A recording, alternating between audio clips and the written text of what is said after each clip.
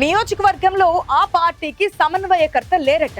Party అధికారంలో ఉన్న తమ బాధలెవరికి చెప్పుకోవాలో తెలియడం లేదు అక్కడి నేతలకు. స్థానిక సంస్థల ఎన్నికలు దగ్గర పడుతున్నా నియోజకవర్గంలో పార్టీని నడిపే నాయకుడు లేకపోవడంతో అయోమయంలో ఉంది అక్కడి పార్టీ కేడర్. పార్టీ లైన్ దాటినందుకు పోయిన సంక్రాంతి సమయంలో పార్టీ నుంచి సస్పెండ్ చేసిన వ్యక్తి స్థానిక ఎమ్మెల్యేతో చట్టాపట్టాలేసుకుని తిరగడం పార్టీలో గందరగోళాన్ని సృష్టిస్తోంది. ఏ నియోజకవర్గంలో జరుగుతోంది ఇదంతా? Let's watch.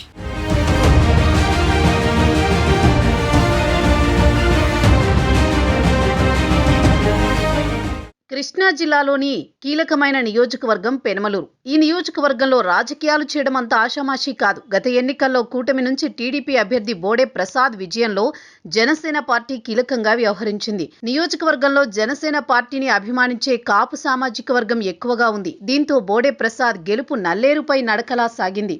అలాంటి జనసేన పార్టీకి సమన్వయకర్త లేకపోవడంతో డీలా పడుతోంది పార్టీ క్యాడర్. గీత దాటిన నేతపై గతంలో జనసేన అధిష్టానం క్రమశిక్షణా చర్యలు తీసుకుంది.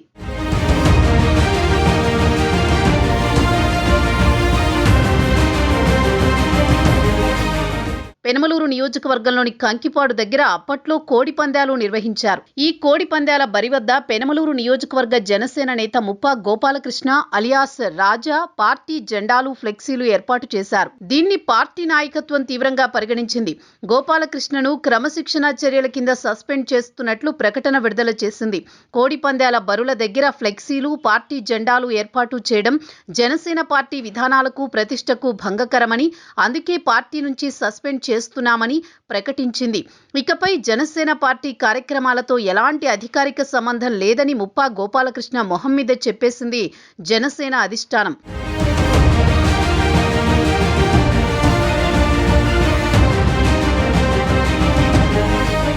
గోపాలకృష్ణపై వేటు వేసిన జనసేన నాయకత్వం పెనమలూరు బాధ్యతలు ఎవరికీ అప్పగించలేదు. నియోజకవర్గంలో జనసేన పార్టీ బలంగా ఉండడంతో పాటు పార్టీని నడిపే సమర్థత ఉన్న నాయకులు ఉన్నా పార్టీ పెద్దలు పట్టించుకోవడం లేదు.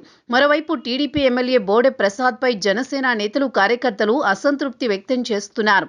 జనసేన నాయకులను కార్యకర్తలను పెనమలూరు ఎమ్మెల్యే పట్టించుకోవడం లేదని, బోడే ప్రసాద్ వర్గీయులే అన్నీ చక్కబెట్టుకుంటున్నారనే విమర్శలు లేకపోలేదు. మరోవైపు జనసేన పార్టీ నుండి సస్పెండ్ అయిన ముప్పా గోపాలకృష్ణను ఎమ్మెల్యే బోడే ప్రసాద్ అన్ని కార్యక్రమాల్లోనూ పక్కన పెట్టుకోవడాన్ని జనసేన కేడర్ జీర్ణించుకోలేకపోతోంది. పార్టీ అధిష్టానం సస్పెండ్ చేసిన వ్యక్తిని ఎమ్మెల్యే ఏ విధంగా ప్రోత్సహిస్తారని జన సైనికులు చర్చించుకుంటున్నారట.